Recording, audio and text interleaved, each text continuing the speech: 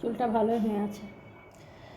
যে আজ এই চুলের জন্য আজ না পেঁয়াজের রস, কাল আদার রস, নিম পাতার রস, কারি পাতা, মেথি, কলঞ্জি সব কিছু রস এই বানিয়ে লাগাতে লাগাতে ঝামেলা হয় ঠিকই, কিন্তু কি বলো, বিনা পয়সা ফ্রিতে যেটা আর কি পাওয়া যায়।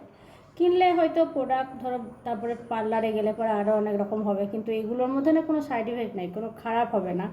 ভালো যদি না হয় তো খারাপ হবে না, কিন্তু আমি তো যতদূর দেখেছি ভালোই হয়েছে। আমার আমার অনেক চুল কমে গেছিলো। আমার তো চুল ছিল, বিয়ের আগে প্রচুর চুল ছিল, বিয়ের পরেও চুল ছিল, আস্তে আস্তে সব কমে গেল। কাজের চাপে, ছেলেদের টেনশন, সবার টেনশন নিয়ে নিয়ে চুল কমে গেছিলো।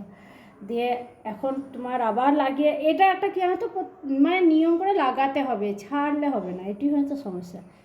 নিয়ম করে লাগালে পরে চুল আপনা আপনি সব ঠিক হবে আবার।